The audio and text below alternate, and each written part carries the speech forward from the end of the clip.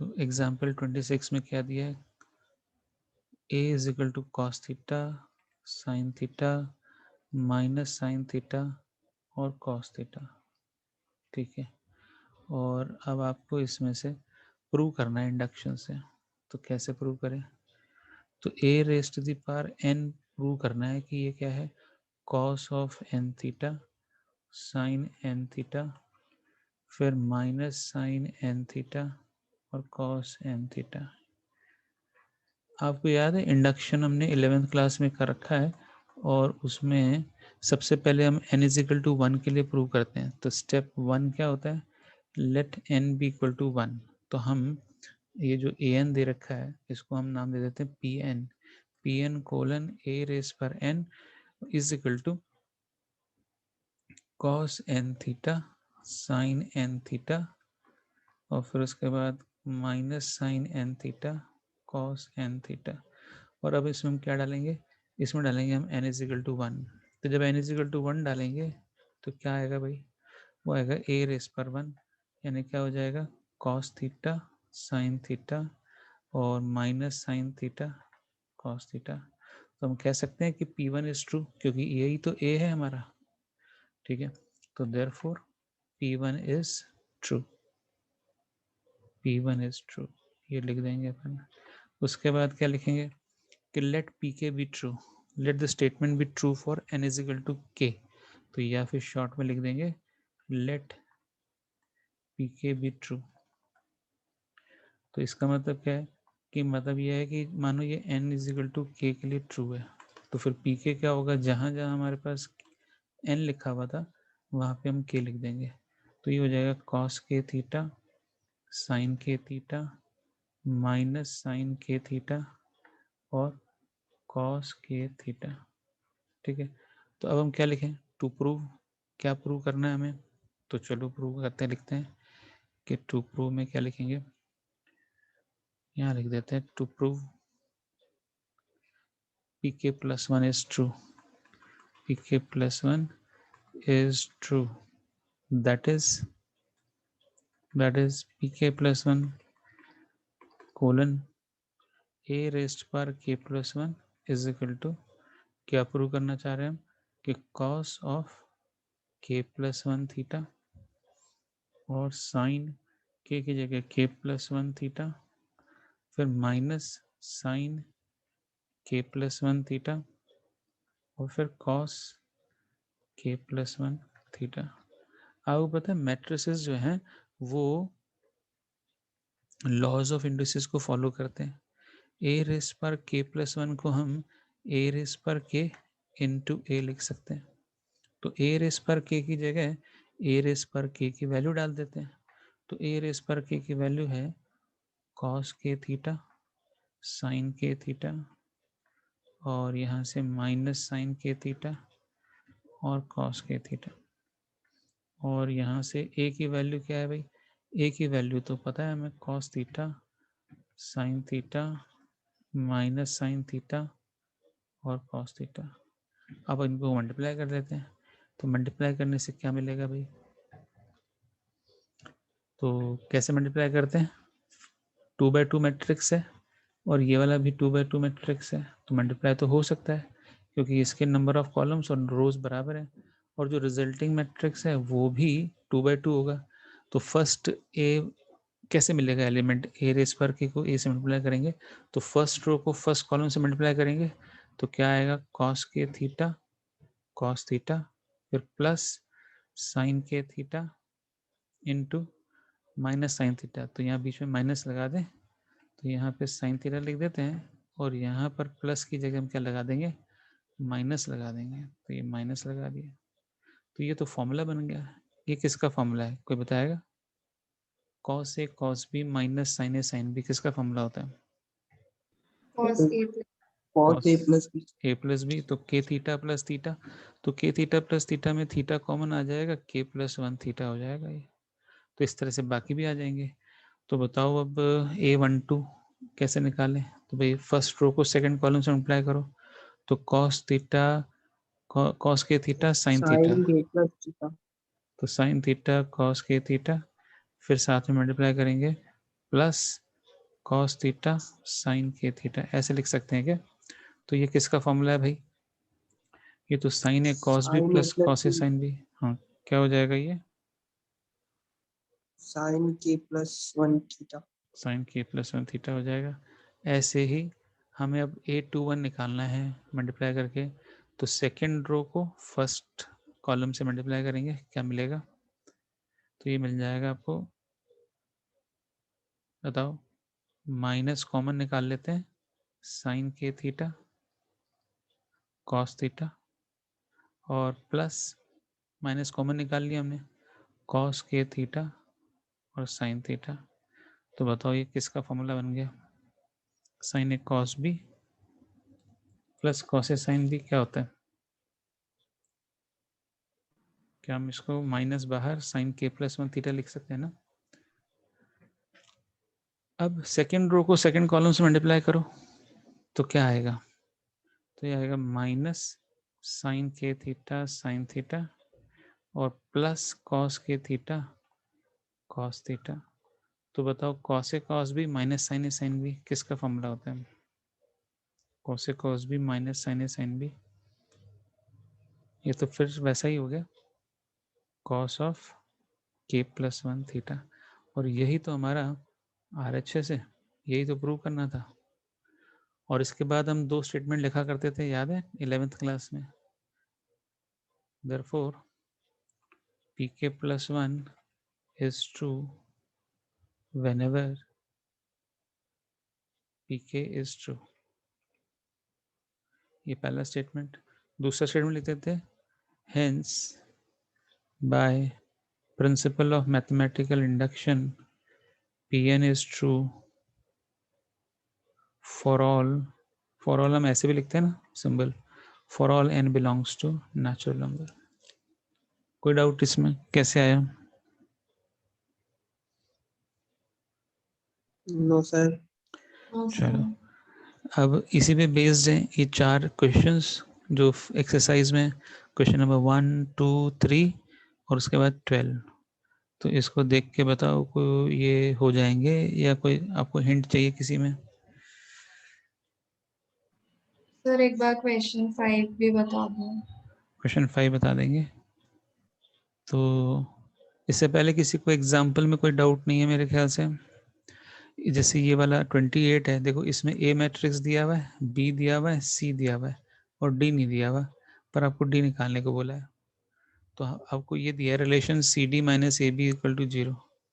तो आप डी को कुछ एज्यूम कर लोगे ए बी सी डी और फिर सब्स्टिट्यूट करते हुए सॉल्व करते जाओगे, तो अपने आप आपकी इक्वेशन बनती जाएगी। तो फर्स्ट इक्वेशन बनेगी दिस इज इक्वल टू 0, ऐसे चार इक्वेशन बन जाएगी और उसको सॉल्व करोगे अपने आप ही ए बी सी डी की वैल्यूज आ जाएंगी। ठीक है, ये जो है ए और सी में दो इक्वेशन बनेंगी, बी और डी में दो इक्वेशन बनेंगी। तो ए और सी की इक्वेशन साइमल्टेनियसली सॉल्व करेंगे, ए और सी की वैल्यू आ जाएगी, बी और d value third fourth equation solve करेंगे, बी और डी की वैल्यू आ जाएगी। इस तरह से हम a B c d matrix निकाल लेंगे। अब आ रहे हैं क्वेश्चन नंबर 5 पे। 5 से पहले कोई पूछना है किसी को क्वेश्चन? क्वेश्चन नंबर 5 से पहले तो किसी को कोई डाउट नहीं लग रहा, तो क्वेश्चन 5 कर लेते हैं अपन। क्वेश्चन 5 में लिखा है show that the matrix b dash a b is symmetric, ठीक है, और skew symmetric according as a is symmetric और स्क्यू सिमेट्रिक। तो जब भी हमें सिमेट्रिक या स्क्यू सिमेट्रिक को चेक करना होगा तो ट्रांसपोज लेना पड़ेगा। तो क्वेश्चन नंबर 5 का फर्स्ट पार्ट हम लिख रहे हैं when, first part when A is symmetric, first part, और दूसरे पार्ट में लेंगे when A is skew symmetric. तो इसका मतलब क्या हुआ कि ए ट्रांसपोज किसके बराबर होगा अगर सिमेट्रिक है? तो कोई बताएगा? सर ए के बराबर होगा। ए के बराबर है। और हमें क्या प्रूव करना है? टू प्रूव कि b dash a b is symmetric. इसको मैथमेटिकल फॉर्म में कैसे लिखें कि ये सिमेट्रिक है कि नहीं? मतलब बी डैश ए बी का होल डैश वो वापस से बी डैश ए बी होगा, ये प्रूव करना चाहते हैं। तो चलो इसको प्रूफ करते हैं। तो बताओ, हम लेफ्ट हैंड साइड से शुरू कर रहे हैं। तो b dash a B whole transpose, याद है रिवर्सल लॉ क्या होता है? क्या लिखेंगे इसको? Sir B A B whole dash equals to B B dash A. अच्छा, वापस से मेरे को लॉ लिखवाओ। Because A B C whole dash किसके बराबर होता है, याद है किसी को? A B C whole dash किसके बराबर है? ए बी सी का whole transpose is C equal B to, A क्या लिखूं? C B C C B transpose, A नहीं तो सी लिखो, सी का ट्रांसपोज लिखेंगे ना, सी ट्रांसपोज बी ट्रांसपोज और ए ट्रांसपोज ऐसे लिखेंगे ना। तो उस हिसाब से आप बताओ यस सर। कि ऊपर वाला क्या लिखेंगे? ऊपर वाले क्या लिखेंगे? बी ट्रांसपोज, ए ट्रांसपोज और बी ट्रांसपोज का ट्रांसपोज, ऐसे लिखोगे कि नहीं? बताओ। तो बी ट्रांसपोज तो लिख दो, कोई दिक्कत नहीं है, पर ए ट्रांसपोज की जगह क्या लिख सकते हैं? क्योंकि ए तो सिमेट्रिक है, तो क्या हम इसकी जगह ए लिख सकते हैं? Yes sir. और बी ट्रांसपोज का ट्रांसपोज क्या होता है? वो तो बी होता है। तो इसका मतलब हमने क्या प्रूव किया कि लेफ्ट हैंड साइड से चले थे और राइट हैंड साइड पहुंच गए, यही प्रूव करना था। देयरफॉर कि b dash a B whole transpose is equal to b dash a b. अगर मैं थोड़ी देर के लिए let b dash a b को मान लेता हूँ सी, तो अगर इसमें सब्स्टिट्यूट कर दूं ऊपर वाली इक्वेशन में, तो क्या लिखा जाएगा कि C transpose is equal to C लिखा जाएगा ना। कहने का मतलब क्या हुआ कि ये सिमेट्रिक हुआ कि नहीं हुआ? कोई डाउट है क्या इसमें? हाँ सर। अब सेकंड पार्ट बताओ। सेकंड पार्ट में बोला है, गिवन में क्या लिखूं मैं? गिवन में लिख देंगे कि ये जो ए का ट्रांसपोज है वो माइनस ए है। कहता है कि अगर ए स्क्यू सिमेट्रिक है तो क्या प्रूव करना है? कि प्रूव करना है कि ये बी डैश ए बी भी स्क्यू सिमेट्रिक होगा, इसका ट्रांसपोज भी क्या आएगा? Minus b dash a b आएगा। तो कैसे प्रूव करें? तो लेफ्ट हैंड साइड से शुरू करते हैं। हम लिखेंगे बी डैश ए बी का होल ट्रांसपोज। क्या लिखवाओगे? लिखवाओ।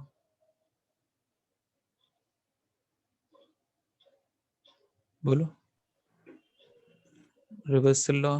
बी का बी डैश, ट्रांसपोज हाँ, फिर ए ये ट्रांसपोज ट्रांसपोज, ए डैश और ए बी का ट्रांस ट्रांसपोज बी का ट्रांसपोज का ट्रांसपोज। फिर नेक्स्ट स्टेप में बताओ, यहाँ तो लिख देंगे बी ट्रांसपोज, ए ट्रांसपोज की जगह क्या लिखें? फिर ए माइनस ए लिखोगे ना, क्योंकि स्क्यू सिमेट्रिक मानना है इस बार। इसको में माइनस ए। और डबल ट्रांसपोज की जगह बी लिख देते हैं, और ये माइनस फिर बाहर लिख देंगे, और क्या हो जाएगा? बी ट्रांसपोज ए बी हो जाएगा। प्रूव कर दिया हमने, b dash a B whole transpose is equal to minus of b dash a b. तो डिपेंड करता है ए स्क्यू सिमेट्रिक है कि सिमेट्रिक है। अगर ए सिमेट्रिक है तो ये भी सिमेट्रिक है, अगर ए स्क्यू सिमेट्रिक है तो ये भी स्क्यू सिमेट्रिक है। ठीक है ना? तो ये था क्वेश्चन नंबर 5। और कोई क्वेश्चन जिसमें डाउट हो, आपने ट्राई किया हो, या आपको लग रहा है डिफिकल्ट है तो पूछ लें, तो पूछ डालो। क्वेश्चन नंबर 4 कैसे प्रूव करें? क्वेश्चन नंबर 4 को, a and b are symmetric matrix, prove that a b minus b a is skew symmetric matrix. कैसे प्रूव करेंगे, कोई बताएगा?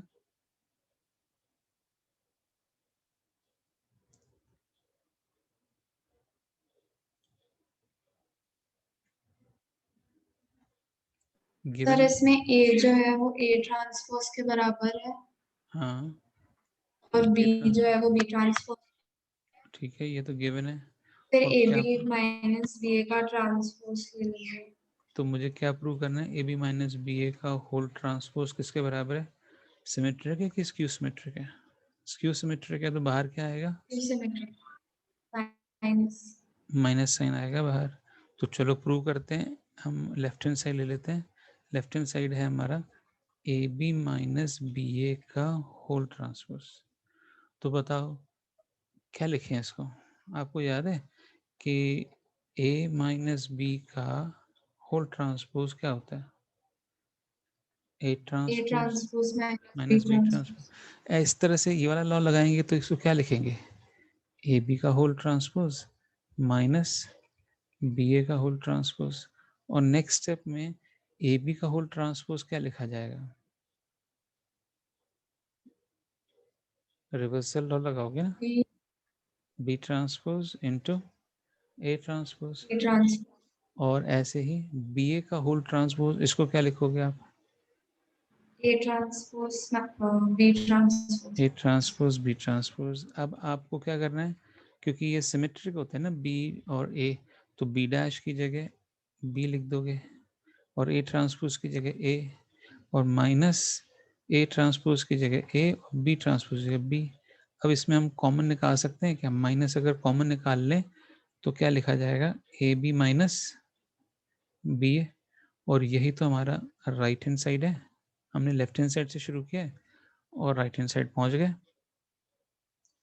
कोई डाउट इसमें?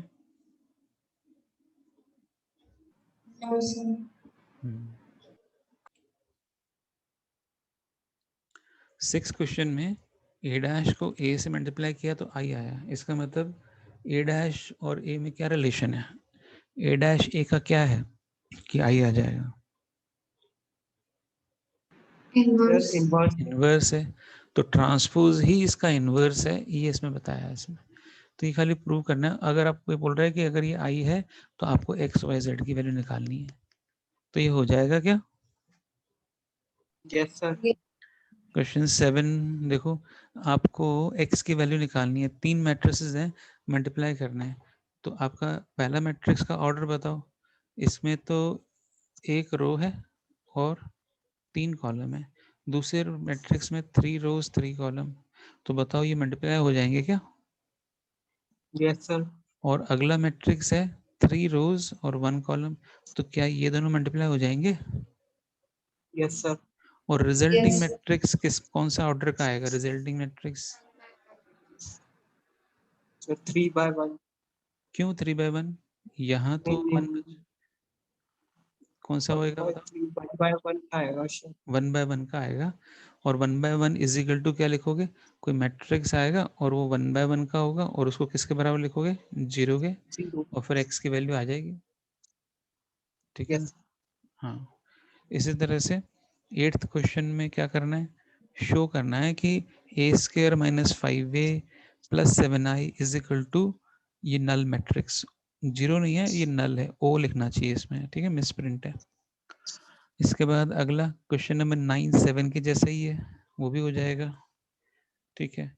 इसके बाद 9 के बाद चलो 10th, ये वर्ड प्रॉब्लम है, तो इसको करना है या आप खुद ट्राई करोगे या कर लिया आपने? बताओ। सर कर लिया। कर लिया।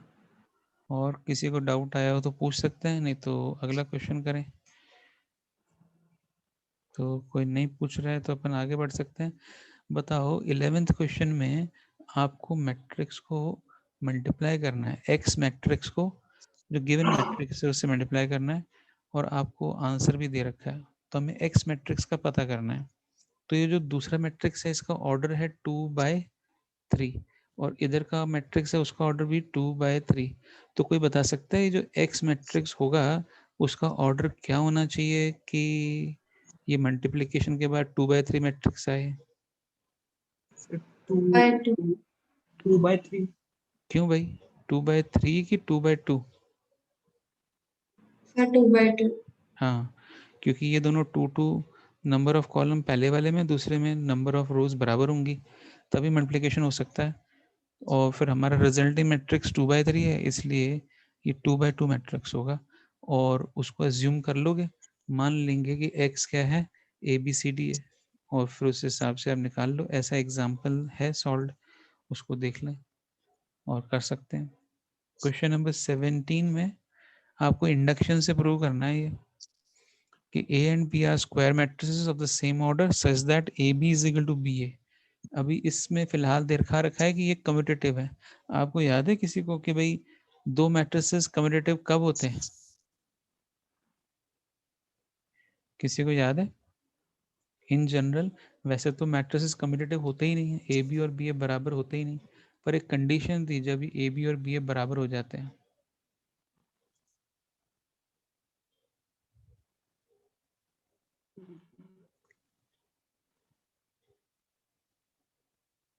मैं याद दिलाऊं क्या किसी को? सर जब आई हाँ जी, इक्वल्स टू जब दोनों आइडेंटिटी मैट्रिक्स के इक्वल हो। नहीं, जब दोनों डायगोनल मैट्रिक्स हो, जब ए और बी दोनों डायगोनल मैट्रिक्स होते हैं ना, तो चाहे हम ए इंटू बी करें चाहे हम बी इंटू ए करें, तो वो क्या आएगा वापस से, ए बी और बी ए बराबर आएंगे, डायगोनल मैट्रिक्स होगा तब। ठीक है, मैं आपको वापस से ले चलता हूँ जहाँ पर हमने ये समझा था। तो यहाँ बताया, देखो मैंने हाईलाइट भी किया था, observe that the multiplication of diagonal matrices of same order will be commutative. तो देखो ये ए मैट्रिक्स भी डायगोनल मैट्रिक्स है, जो नॉन डायगोनल एलिमेंट है वो जीरो होते हैं, ऐसे बी मैट्रिक्स भी डायगोनल मैट्रिक्स है, बाकी नॉन डायगोनल एलिमेंट जीरो है। तो ये दोनों डायगोनल मैट्रिक्स को चाहे ए इंटू बी करो चाहे बी इंटू ए करो, आंसर वही आएगा। ठीक है, तो ये याद रखना है हमेशा कि डायगोनल मैट्रिक्स क्या होते हैं, कम्यूटेटिव होते हैं, A into B is equal to B into A. वरना कोई भी दो मैट्रिसेस मल्टीप्लाई करो, इन जनरल वो कम्यूटेटिव नहीं होते हैं। तो 12th क्वेश्चन ट्राई करना है और नहीं आए तो पूछना है। उसके बाद 13th क्वेश्चन में आपको दे रखा है matrix 2x2 matrix alpha beta gamma और minus alpha is such that A square is equal to I. तो आपको रिलेशन बताना है कि क्या है रिलेशन अल्फा और बीटा में। ठीक है, तो वो आपको पता लग जाएगा। आई तो पता है 1001 होता है, तो इक्वेट कर दोगे, जब ए को ए से मल्टीप्लाई करोगे फिर इक्वेट करोगे आई के साथ, अपने आप रिलेशन पता लग जाएगा। फिर बताओ 14th question, if the matrix a is both symmetric and skew symmetric, then अगर सिमेट्रिक भी है और स्क्यू सिमेट्रिक भी है तो कैसा होना चाहिए matrix? A is a diagonal matrix, A is a zero matrix, A is a square matrix, none of these। क्या कहते हो? Sir zero matrix. Sir zero matrix. कैसे प्रूव करेंगे अपन इसको? कहते हैं ट्रांसपोज जो है ना, मतलब ए का ट्रांसपोज ए भी है और ए का ट्रांसपोज माइनस ए भी है, सिमेट्रिक भी है और स्क्यू सिमेट्रिक भी है। तो क्या हम 1 और 2 को इक्वल लिख सकते हैं? यानी ए इज इक्वल टू माइनस ए लिख दो, यानी 2a इज इक्वल टू क्या हुआ, जी ओ मतलब नल मैट्रिक्स, तो ए क्या हो जाएगा 1/2o, यानी वो क्या होगा, ए भी तो फिर ओ हो जाएगा, नल मैट्रिक्स हो जाएगा। तो इस तरह से हम प्रूव कर सकते हैं कि अगर कोई मैट्रिक्स सिमेट्रिक भी है और स्क्यू सिमेट्रिक भी है तो इसका मतलब वो जरूर नल मैट्रिक्स होगा। तो इसका मतलब कौन सा ऑप्शन सही होगा इसमें से? बी वाला। बी होगा, तो बी ऑप्शन इज करेक्ट। ऐसे ही, सॉरी ये क्वेश्चन नंबर 14 था। अब 15th क्वेश्चन बताओ, A is a square matrix such that A square is equal to A, then I plus A cube minus 7A is equal to, तो कैसे करें इसको? I plus A whole cube is minus 7A, ये किसके बराबर होगा? तो आपको पता है A plus B whole cube क्या होता है? A cube plus b cube हाँ, plus 3a square b plus plus 3b square 3ab square 3a square b plus 3ab square. तो इस तरह से इसको लिखवाओ, I cube plus a cube, ठीक है ना, LHS सॉल्व कर रहे हो आप, और प्लस 3 क्या लिखवाओगे, ए स्क्वायर आई और प्लस 3 ए आई स्क्वायर, ऐसे कर दें क्या, और बाद में माइनस 7a। तो बताओ आई क्यूब की जगह क्या लिख सकते हैं अपन? आई क्यूब की जगह आई लिख दो, और ये ए क्यूब जो है ना उसको मैं अलग से यहाँ पे लिख के देख रहा हूँ, कि भाई ए क्यूब को मैं लिख सकता हूँ ए स्क्वायर और इंटू ए, पर ए स्क्वायर किसके बराबर है? दे रखा है हमें ए A. स्क्वायर, तो ए के बराबर है, और ए इंटू ए फिर से ए स्क्वायर है, और ए स्क्वायर तो ए के बराबर है, तो ए क्यूब की जगह क्या लिखा जाए? A. ए की जगह, हाँ, और ऐसे 3a स्क्वायर की जगह भी 3a लिख दें, और a अगर i से मल्टीप्लाई होगा तो a ही तो होगा, तो 3a लिखना Yes, सही sir. रहेगा। ऐसे 3a i स्क्वायर को क्या लिखें? 3A. 3a, और ऐसे ही लास्ट में बचा हमारे पास -7a। तो जरा बताओ, ये भी तो 7a है, ऐड करेंगे तो ये 7a और ये भी 7a, तो आपस में ये कट जाएंगे ना, तो क्या बचेगा आंसर? Yes, sir. I. आई। तो कौन सा ऑप्शन सही है इसमें? C. सी। तो ये जो मैट्रिसेस हैं लॉज ऑफ इंडिसेस को फॉलो करते हैं, ठीक है ना।